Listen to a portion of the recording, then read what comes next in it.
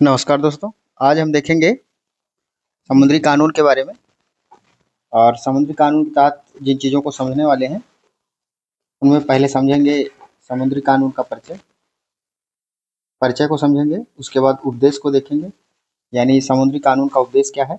उसके बाद विभिन्न क्षेत्रों के बारे में देखेंगे और भारत का जो विशिष्ट आर्थिक क्षेत्र है उसके बारे में। उसके बाद कुछ पीटी के सवाल के बारे में देखेंगे। तो इसी के साथ आज की क्लास शुरू करते हैं और देखते हैं। तो देख लेते हैं पहले परिचय को।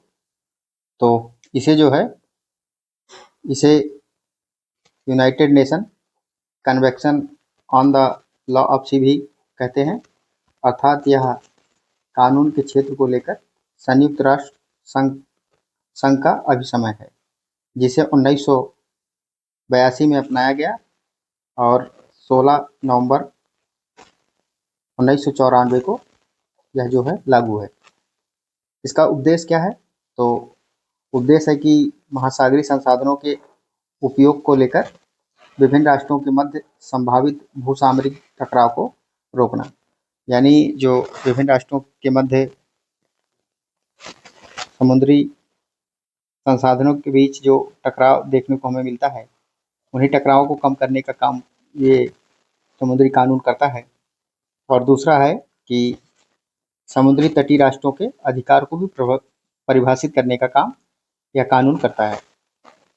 और तीसरा है स्थलुर उद्देश्य और अंतर्राष्ट्रीय महत्व के जल संधियों के संदर्भ में अंतर्राष्ट्रीय व्यवस्था का निर्धारण करने का भी काम करता है। और चौथा है अंतर्राष्ट्रीय व्यापार वाणिज्य को बिना अवरोध के बढ़ावा देने का काम करता है। और जो पांचवा है वह है महासागरीय पारिस्थितिकी तंत्र का संरक्षण करना।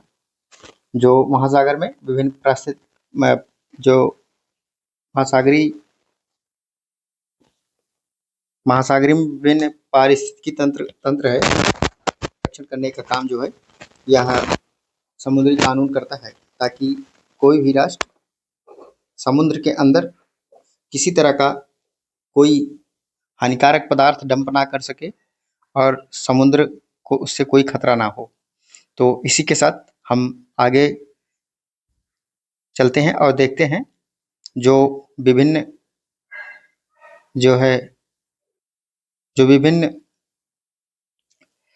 इकाइयों में इसे बांटा गया है समुद्री कानून को, तो उन्हीं को हम एक एक करके देखेंगे। तो पहले हम समझ लेते हैं कि आधार रेखा क्या होती है। तो आधार रेखा को समझ लेते हैं। आधार रेखा जो समुद्र जो स्थल होता है, आधार रेखा एक तरीके का जो है, जैसे मान लीजिए यह भारत है और भारत की जो समुद्र का तट है वह आपको जो है कहीं कहीं कटा फटा दिखाई देता है। उन्हीं कटे फटे या टेढ़े मेढ़े क्षेत्रों को मिलाने का काम जो है यह जो है आधार रेखा करती है। तो यह जो है एक तरीके का आप समझ लीजिए कि आंतरिक जल और प्रादेशिक जल क्षेत्र के बीच जो है एक तरीके की आधार रेखा होती है, जिसे हम आधार रेखा या बेस लाइन के रूप में जानते हैं। और उसके बाद यानी आधार रेखा के अंदर का जो क्षेत्र होता है उसे हम आंतरिक जल क्षेत्र के रूप में जानते हैं। वह जो है स्थल और आधार रेखा के मध्य अवस्थित होता है और जिसके अंतर्गत आंतरिक जल क्षेत्र के अंतर्गत किसी भी राष्ट्र का समुद्र के अंदर जो बंदरगाह होता है, लैगून झीलें होती हैं, और उसके साथ साथ जो नदी का मुहाना होता है, ये सारे क्षेत्र जो है आंतरिक जल क्षेत्र के अंतर्गत आते हैं। उसके बाद जो आता है वह आता है प्रादेशिक जल क्षेत्र। प्रादेशिक जल क्षेत्र जो होता है वह जो है आधार रेखा से यानी बेस लाइन से 12 नॉटिकल मील तक का जो क्षेत्र होता है वह जो है प्रादेशिक जल क्षेत्र के रूप में जाना जाता है, जिसमें राष्ट्र को सभी प्रकार के कर लगाने का अधिकार होता है। और यहाँ पर जो भी कानून स्थल पे लागू होता है वही कानून जो है समुद्री जल क्षेत्र पर भी लागू होता है। और उसके बाद जो अगला क्षेत्र आता है उसे हम संलग्न जल क्षेत्र के रूप में जानते हैं, जो आधार रेखा से 24 नॉटिकल मील तक होता है, या आप दूसरी शब्दों में अगर कहने की कोशिश करें तो दूसरे शब्दों में कह सकते हैं कि प्रादेशिक जल क्षेत्र से इसकी जो क्षैतिज समुद्री दूरी होती है वह होती है 12 नॉटिकल मील तक। तो इसमें जो है तटीय राष्ट्र को सारे कानून सारे अधिकार प्राप्त होते हैं। वह चाहे तो कर वगैरह भी लगा सकता है। और उसके बाद का जो क्षेत्र है उसे हम विशिष्ट आर्थिक क्षेत्र के रूप में जानते हैं। इसे एक्सक्लूसिव इकोनॉमिक जोन के रूप में भी हम जानते हैं। यह आधार रेखा से 200 नॉटिकल मील तक का क्षेत्र होता है। इसमें जो है जो राष्ट्र संबंधित जो राष्ट्र होगा उसके पास जो है उस संलग्न उस आर्थिक विशिष्ट आर्थिक क्षेत्र में जो है द्वीप बनाने का अधिकार होता है, और अपनी जो है सामरिक सुरक्षा करने का भी अधिकार प्राप्त होता है। और उसके बाद जो है 200 नॉटिकल मील के बाद जो आता है उसे हम हाई सी के रूप में जानते हैं, जिसे हम उच्च सागर भी कह सकते हैं। तो इसे जो है 5 भागों में बांटा गया है। जो पहला होता है वह होता है आंतरिक जल क्षेत्र, और उसके बाद प्रादेशिक जल क्षेत्र जो आधार रेखा से 12 नॉटिकल मील तक का होता है। उसके बाद आता है संलग्न जल क्षेत्र जो आधार रेखा से 24 नॉटिकल मील, या दूसरे शब्दों में हम कहें तो यह जो है प्रादेशिक जल क्षेत्र से 12 नॉटिकल मील तक का होता है। और उसके बाद जो आता है आर्थिक आर्थिक विशिष्ट विशिष्ट आर्थिक क्षेत्र जो आधार रेखा से 200 नॉटिकल मील तक का क्षेत्र होता है। और उसके बाद आता है उच्च सागर। उच्च सागर पे सभी राष्ट्रों का समान अधिकार होता है। यहाँ पर कोई भी राष्ट्र जो है यह सभी राष्ट्रों के लिए खुला हुआ होता है। यहाँ जो है समानता जैसे कानून लागू होते हैं। तो इसके साथ आगे बढ़ते हैं और एक एक करके जो है पीपीटी के माध्यम से हम चीज़ों को और विस्तार से समझ लेते हैं। तो आधार रेखा, जैसा कि हमने बताया कि आधार रेखा समुद्र तट के टेढ़े मेढ़े आकार आकार को ध्यान में रखते हुए खींची गई एक काल्पनिक सीधी रेखा होती है। यह स्थलीय भाग और समुद्र के बीच एक सीमा का काम करती है। तो हमने भारत का उदाहरण दे के आपको समझाया भी, एक बार फिर से देख लीजिए कि क्या होता है। मान लीजिए ये नीचे वाला भाग यानी दक्षिण वाला भाग जो समुद्र से लगा हुआ है, भारत का क्षेत्र वह है, और आपको यह क्षेत्र जो है टेढ़ा मेढ़ा नीचे कटा फटा भी दिखाई देगा। उसी टेढ़े मेढ़े क्षेत्र को मिलाने का काम जो है यह जो है आधार रेखा करती है। तो एक तरीके की यह एक काल्पनिक रेखा होती है, और इसी को यानी तटों को इसी को आधार मानकर, इसी आधार रेखा को आधार मानकर हम जो है प्रत्येक जो सीमाएं होती हैं उनका निर्धारण करने का काम जो है हम करते हैं। यानी आधार रेखा से ही जो भी सीमा क्षेत्र होगा उसका निर्धारण करने का काम जो है आधार रेखा के बाद किया जाता है।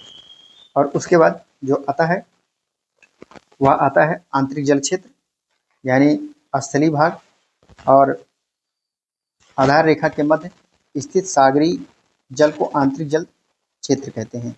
इसमें समुद्री बंदरगाह, खाड़ी, नदियों का मुहाना, झील, बैक वाटर लेक, एस्चुरी जैसे पारिस्थितिक क्षेत्र आते हैं। यहाँ पर जो है राष्ट्र का अपना विधान लागू होता है। और अगला देख लेते हैं। अगला है प्रादेशिक जल क्षेत्र। इसे क्षेत्रीय जल सागर भी कहते हैं। यानी आपसे अगर कभी क्वेश्चन में पूछ लिया जाए कि क्षेत्रीय जल सागर किसे कहते हैं, तो आप आराम से यह कह सकते हैं कि प्रादेशिक जल क्षेत्र को ही हम क्षेत्रीय जल सागर के रूप में जानते हैं। और इसका विस्तार आधार रेखा से 12 नॉटिकल मील तक होता है। यानी जो आधार रेखा होती है, अभी हमने समझा कि आधार रेखा क्या होती है। यानी ये आधार रेखा है। आधार रेखा से 12 नॉटिकल मील तक का जो क्षेत्र होता है उसे हम 12 नॉटिकल मील तक का जो क्षेत्र होता है उसे हम प्रादेशिक जल क्षेत्र के रूप में जानते हैं। तटीय राष्ट्र को इस क्षेत्र पर भूमि के समान अधिकार प्राप्त होता है। शांति और बिना हानि पहुंचाए अन्य देश के जहाज इस क्षेत्र से गुजर सकते हैं, लेकिन यदि यह नियम तोड़ते हैं तो उस देश की नौसेना कार्रवाई कर सकती है। यह प्रभुता केवल पानी तक सीमित नहीं होती, बल्कि यह समुद्र के हवाई बल्कि यह जो है इसके ऊपर हवाई क्षेत्र और नीचे के समुद्र तल पर तक फैली होती है। एक बार इस जो है इस चीज़ को हम एक बार फिर से समझ लेते हैं। हमने आपको बताया नहीं, ये जो प्रादेशिक जल क्षेत्र है यह केवल और केवल जो है समुद्र तक ही ना सीमित होके यहाँ तक यानी स्थल से, यानी जिसमें शामिल होता है आंतरिक जल क्षेत्र और प्रादेशिक जल क्षेत्र जो है इसके ऊपर जो क्षेत्र होता है वह जो है उस राष्ट्र का यानी संबंधित राष्ट्र का इसके ऊपर जो हवाई क्षेत्र होता है, यानी जो कानून समुद्र पर लागू होता है वही कानून जो है हवाई क्षेत्र पर भी लागू होता है। अगर किसी भी देश का हवाई जहाज इस क्षेत्र में प्रवेश करता है तो भारतीय एयरफोर्स के पास यह इस कानून के तहत कार्रवाई करने का अधिकार होता है।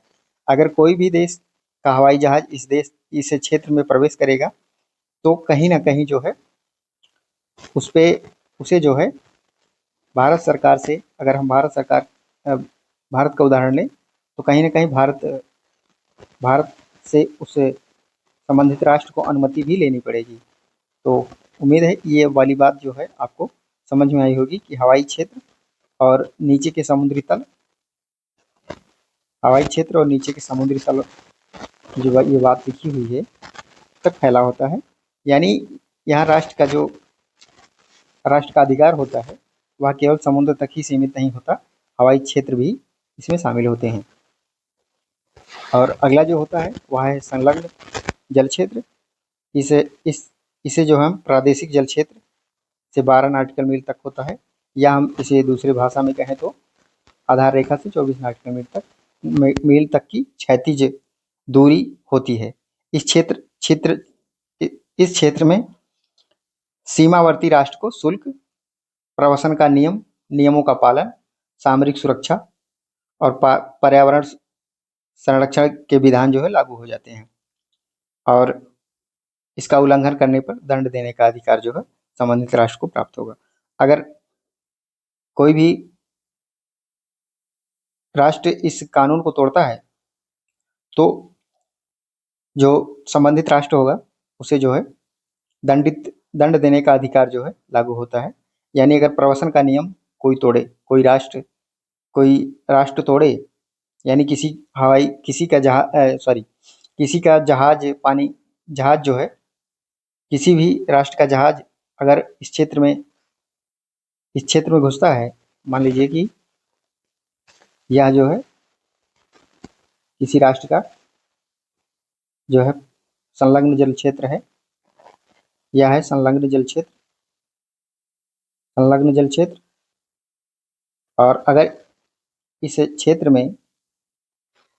में कोई भी जहाज प्रवेश करती है, यानी यहाँ प्रवेश कर गई, तो संबंधित जो राष्ट्र होगा उसे कार्रवाई करने का अधिकार होगा। अगर बिना अनुमति के कोई भी किसी भी राष्ट्र का जहाज इस क्षेत्र में प्रवेश करेगा, संबंधित राष्ट्र को उस पर कानूनी कार्रवाई करने का अधिकार होगा। आगे बढ़ते हैं और देखते हैं,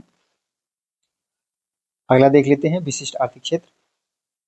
तो विशिष्ट आर्थिक क्षेत्र, इसे अन्य आर्थिक क्षेत्र भी कहते हैं। इसका विस्तार जो है आधार रेखा से 200 नॉटिकल मील होता है। संबंधित राष्ट्र को जो जल शक्ति, सागरी संसाधनों, जीवों का सर्वेक्षण, वैज्ञानिक अनुसंधान एवं प्राकृतिक संसाधनों का दोहन का अधिकार प्राप्त होता है तथा संबंधित राष्ट्र इस क्षेत्र में कृत्रिम द्वीप निर्माण कर सकता है। अन्य कोई भी राष्ट्र इस क्षेत्र में महासागरीय संसाधनों का दोहन नहीं कर सकता। जो विशिष्ट आर्थिक क्षेत्र होता है, जो आधार रेखा से लेके 200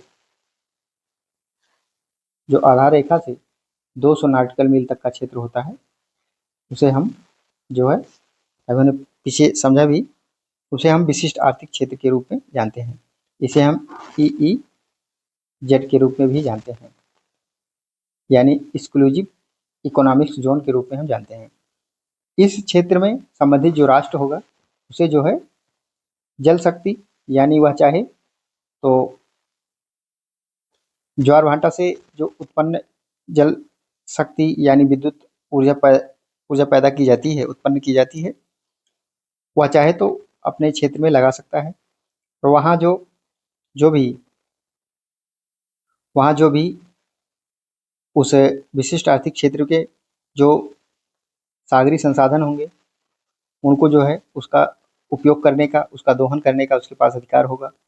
और संबंधित क्षेत्र में जो जीवों का सर्वेक्षण करने का उसके पास अधिकार होगा, वैज्ञानिक अनुसंधान करने का अधिकार प्राप्त होगा और प्राकृतिक संसाधनों के दोहन का अधिकार प्राप्त होता है। और संबंधित राष्ट्र जो होगा वह चाहे तो 200 नॉटिकल मील वाले जो क्षेत्र हैं उसमें जो है कृत्रिम द्वीप का निर्माण भी कर सकता है। और इस क्षेत्र में कोई भी राष्ट्र जो है इन संसाधनों का दोहन नहीं कर सकता। यही बात इतनी है जो आपको याद रखनी है। सबसे महत्वपूर्ण बात जो है ये है कि आपसे बार बार पूछा, कई परीक्षाओं में पूछा भी गया है और हो सकता है आगे भी पूछा जाएगा कि विशिष्ट आर्थिक क्षेत्र कितना होता है। तो आपको यहाँ बात याद रखनी होगी कि 200 नॉटिकल मील तक का जो क्षेत्र होता है उसे हम विशिष्ट आर्थिक क्षेत्र के रूप में जानते हैं। उसके बाद जो 5वां क्षेत्र आता है उसे हम उच्च सागर के रूप में जानते हैं, यानी यह जो है 200 नॉटिकल मील से आगे महासागरी समुद्र क्षेत्र है। इस क्षेत्र में किसी भी राष्ट्र का एकाधिकार या जो है कहें तो विशेषाधिकार ना होकर मानव जाति के समानता का सिद्धांत लागू होता है। इस क्षेत्र का प्रयोग जो है अंतर्राष्ट्रीय व्यापार, वाणिज्य, अंतर महाद्वीपीय संचार नेटवर्क लगाने के लिए उपयोग किया जाता है। परंतु कोई भी राष्ट्र संसाधनों का दोहन नहीं कर सकता। यह महत्वपूर्ण बात है कि जो उच्च सागर है, उच्च सागर यानी 200 नॉटिकल मील के बाद का जो क्षेत्र होगा, यानी ये है 200 नॉटिकल मील का क्षेत्र, और इसके बाद का जो क्षेत्र होगा उसे हम उच्च सागर के रूप में जानते हैं, यानी हाई सी के रूप में जानते हैं। यह है उच्च सागर। यहाँ पर उच्च सागर में कोई भी राष्ट्र जो है इन संसाधनों का दोहन, यानी सागरी जो संसाधन होंगे उन संसाधनों का दोहन कोई भी राष्ट्र नहीं कर सकता। और यहाँ पर जो है समानता का सिद्धांत, यानी मानव जाति की समानता का सिद्धांत लागू होता है। यह क्षेत्र सबके लिए खुला होता है और इस क्षेत्र में जो है अंतर्राष्ट्रीय व्यापार, वाणिज्य आदि जो है किए जाते हैं। और अंतर महाद्वीपीय जो संचार नेटवर्क, इंटरनेट जैसी सुविधाओं का लगाने का काम जो है विभिन्न राष्ट्रों के द्वारा केबल बिछाने का काम इस क्षेत्र में किया जा सकता है। और कोई भी राष्ट्र जो है इन संसाधनों का दोहन नहीं कर सकता। अगर किसी उच्च सागर में संसाधनों की खोज, उसके दोहन के लिए अधिकार जो है देने का कार्य इंटरनेशनल सीवेज अथॉरिटी के पास होता है, जो UN का एक इकाई है। तो हमने देखा कि जो समुद्री कानून क्या है, और इसके साथ हम देख लेते हैं अब भारत का जो है विशिष्ट आर्थिक क्षेत्र। तो आपको मैप में दिख रहा होगा कि ये भारत का विशिष्ट आर्थिक क्षेत्र है। और हमने पिछली क्लास में भी देखा था कि भारत के जलीय जो जलीय पड़ोसी देश हैं, हमने पड़ोसी देशों के बारे में पिछली क्लास में देखा, जो कॉन्सेप्ट वाली क्लास थी, और उसमें हमने देखा भी था कि आपको भारत का जलीय पड़ोसी देश पाकिस्तान दिखेगा, और उसके बाद जो है यहाँ आपको मालदीव दिख जाएगा, उसके बाद श्रीलंका दिख जाएगा, उसके बाद आपको यहाँ बांग्लादेश दिखेगा और म्यांमार दिखेगा, और यहाँ थाईलैंड और इंडोनेशिया आदि जो है हमें जो है भारत के जलीय पड़ोसी देश दिखाई देते हैं। और ये जो आपको दिखाई दे रहा है, ये पाकिस्तान का विशिष्ट आर्थिक क्षेत्र है, यह पाकिस्तान का विशिष्ट आर्थिक क्षेत्र है, और यह जो है मालदीव का विशिष्ट आर्थिक क्षेत्र है, और इसके बाद थाईलैंड का विशिष्ट आर्थिक क्षेत्र आपको दिखेगा। सुमात्रा यानी इंडोनेशिया का जो विशिष्ट आर्थिक क्षेत्र है वह दिखाई देता है, उसके बाद म्यांमार, और उसके बाद आपको बांग्लादेश का आर्थिक आर्थिक विशिष्ट क्षेत्र दिखाई दे रहा है। और इसके बाद ये जो भाग दिखाई दे रहा है यहाँ, ये वाला भाग जो दिखाई दे रहा है, ये जो है श्रीलंका का विशिष्ट आर्थिक क्षेत्र है। और आप बार बार यह भी देखते हैं कि जो है भारत के मैप के साथ जो है हम देखते हैं कि भारत के मैप के साथ श्रीलंका को भी दिखाया जाता है। तो उसका कारण है जो है समुद्री कानून के तहत जो है भारत के साथ जो है श्रीलंका को दिखाने का काम जो है किया जाता है।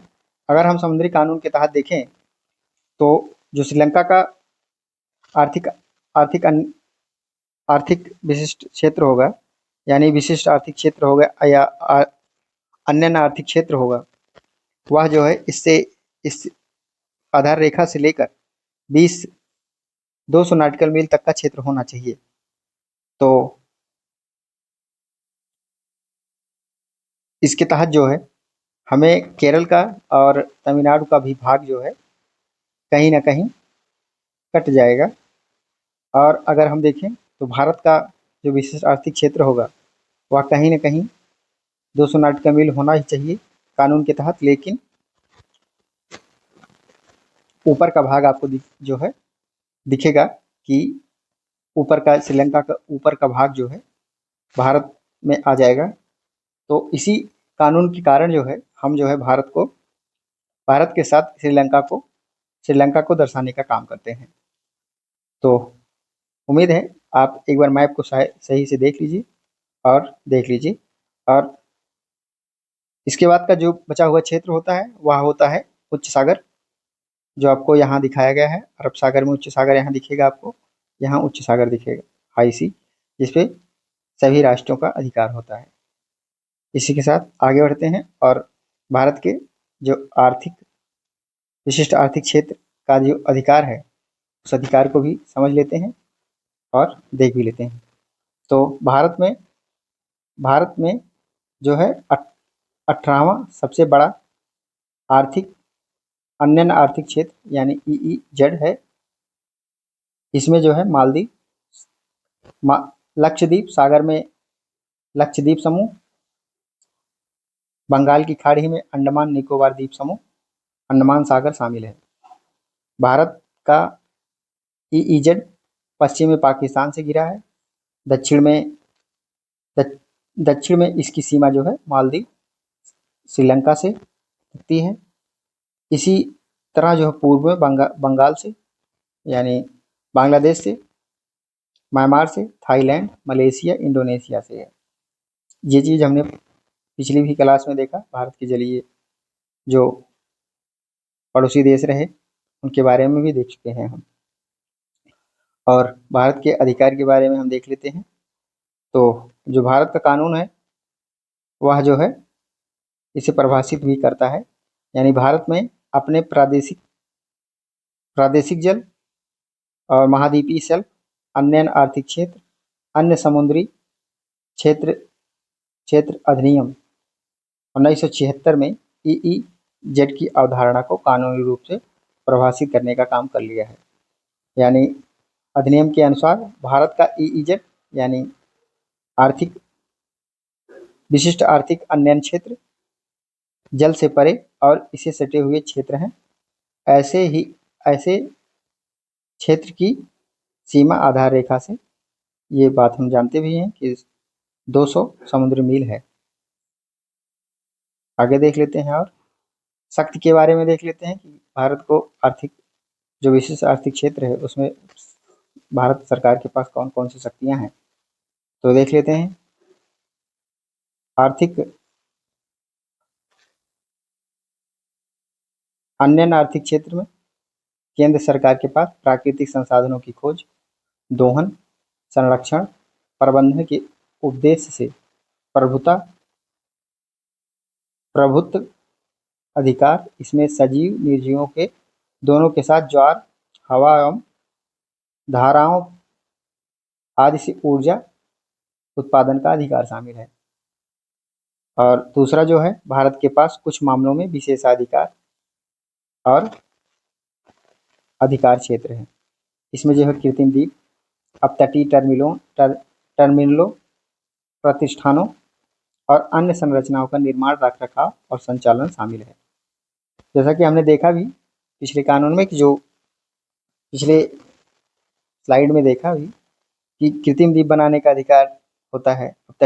अपतटीय टर्मिनल भी लगा सकते हैं और प्रतिष्ठान भी लगा सकते हैं। जैसे सामरिक सुरक्षा के अंतर्गत जो है बेस कैंप वगैरह भारत सरकार चाहे तो हिंद महासागर में जो उसका विशिष्ट आर्थिक क्षेत्र है उसमें लगा सकता है, बना सकता है और हिंद महासागर पर निगरानी रख सकता है। और दूसरा है, भारत यानी सरकार के पास वैज्ञानिक अनुसंधान को अधिकृत करने, विनियमित करने, नियंत्रित करने का विशेष अधिकार भी है। इसके अलावा सरकार के पास समुद्री जो पर्यावरण को संरक्षित और सुरक्षित रखने तथा समुद्री प्रदूषण को रोकने, नियंत्रित करने का विशेषाधिकार प्राप्त है। सरकार के पास अंतर्राष्ट्रीय कानून द्वारा मान्यता प्राप्त अन्य अधिकार भी प्राप्त है। तो जो समुद्री कानून के तहत जो भी अधिकार है वह भी अधिकार जो है भारत जैसे राष्ट्र को भी प्राप्त होते हैं। इसके अलावा कोई भी व्यक्ति यानी विदेशी सरकार सहित कोई भी किसी भी संसाधन की खोज, दोहन करके प्रावधानों का उल्लंघन नहीं करेगा। साथ ही कोई भी व्यक्ति यानी विदेशी सरकार भारत के EEZ के भीतर कोई भी खोज, उत्खनन, अनुसंधान नहीं करेगा। व्यक्ति यानी विदेशी सरकार, मानी यह कानून जो है केवल सरकारों पर ही लागू नहीं है, व्यक्तियों पर भी लागू है। तो इस कानून के तहत व्यक्ति पे तो कानून, सरकार पे भी कानून लागू होता ही है, उसके साथ व्यक्ति पर भी लागू होता है। इसी के तहत आप बार बार न्यूज में भी सुनते रहे होंगे, सुनते भी हैं, सुनाई देता भी है कि हिंद महासागर में या अरब सागर में जो है अफीम तस्करी में किसी भी रास्ते आता हुआ जो है समुद्री जहाज पकड़ा गया, भला इतना टन जो है ये पकड़ा गया, वो पकड़ा गया, इस तरीके की गतिविधियां को जो है रोकने का काम जो है यानी संबंधित राष्ट्र को भी प्राप्त होता है। यानी ऐसी गतिविधियों को करने के लिए केंद्र सरकार के पास लाइसेंस या प्राधिकार पत्र प्राप्त करना होगा। अगर कोई भी देश या सरकार या कोई भी व्यक्ति इस तरह की गतिविधियां करना चाहता है तो उसे भारत सरकार से लाइसेंस या प्राधिकार पत्र भी प्राप्त करना होगा। तो उम्मीद है सारी चीज़ें आपको समझ में आई होंगी। अंत में हम जो देखेंगे वह है पीटी के कुछ सवाल। तो पीटी के सवाल देख लेते हैं। कह रहा है कि निम्नलिखित पर विचार करें। एक है, कोई भी देश विदेशी देश के हस्तक्षेप के बिना कानून बना सकता है। कोई भी देश विदेशी कानून के बिना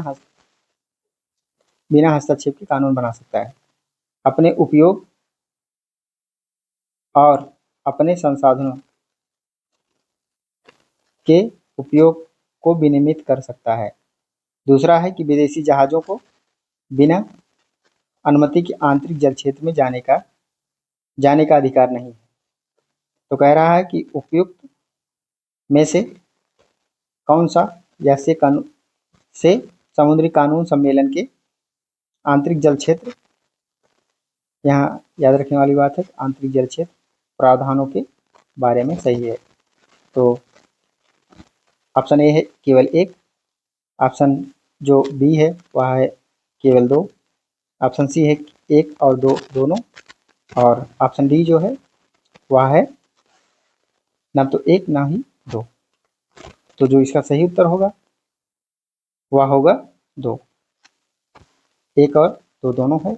यानी कोई भी देश जो है बिना विदेशी हस्तक्षेप के कानून बना सकता है, यानी उसके पास जो आंतरिक जल क्षेत्र होता है उसमें कानून बनाने का अधिकार प्राप्त होता है। तो वह चाहे तो अपने अनुसार कानून बना सकता है और अपने जो समुद्री संसाधन होंगे उनको जो है उनका उपयोग करने से संबंधित जो कानून है वह बना सकता है। और विदेशी जहाज, दूसरा बात जो कह रहा है कि विदेशी जहाज़ों को बिना अनुमति के आंतरिक क्षेत्र में जाने का अधिकार नहीं होता। तो यह बात भी सही है। बिना अनुमति के आंतरिक जल क्षेत्र, हमने पहले ही बताया कि आंतरिक जल क्षेत्र में बिना अनुमति के कोई भी जो है आंतरिक जल क्षेत्र, हमने देखा कि आधार रेखा और जो है स्थल के बीच यानी यह एक टेढ़ी मेढ़ी स्थल है, इसके बीच जो ये यहाँ है आधार रेखा, इसके बीच का जो क्षेत्र होता है उसे हम आंतरिक जल क्षेत्र के रूप में जानते हैं। हमने बताया कि यहाँ जो है समुद्री बंदरगाह,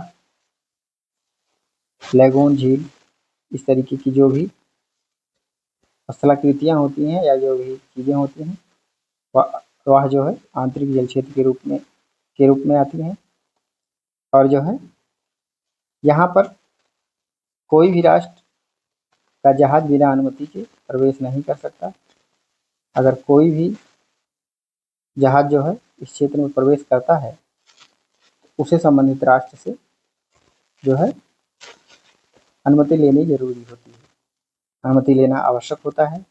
अगर वह बिना अनुमति के प्रवेश करता है तो उसे दंड देने का अधिकार जो है संबंधित राष्ट्र को प्राप्त होता है।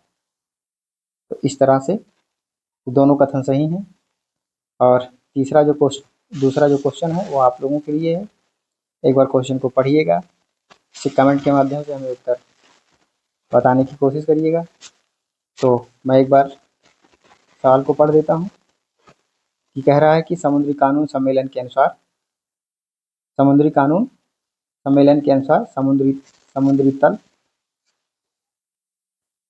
समुद्री तल और जल स्तंभ सहित एक, यानी यहाँ खाली स्थान दिया हुआ है, तटीय राज्यों द्वारा स्थापित किया जाता है। इसमें ऐसे राज्य सभी संसाधन संबंधित गतिविधियों पर प्रभुत्व अधिकारों और क्षेत्रीय अधिकार का प्रयोग होता है। तो आपको बताना है, ऑप्शन ए है 200 मील का अन्य आर्थिक क्षेत्र, कह रहा है 150 मील अन्य आर्थिक क्षेत्र। अगला है सी जो है वह है 300 मील का अन्य आर्थिक क्षेत्र, और जो चौथा है यानी डी है वह उपयुक्त में से कोई नहीं। तो आपको इसका उत्तर बताना है कमेंट के माध्यम से। बाकी आपको क्लास कैसी लगी हमें कमेंट के माध्यम से ज़रूर बताइएगा, और हो सके तो चैनल को सब्सक्राइब करें, नए हैं तो सब्सक्राइब कर लें, पुराने हैं तो वीडियो को शेयर करें, कमेंट करें, लाइक करें। तब तक के लिए जय हिंद, जय भारत, वंदे मातरम।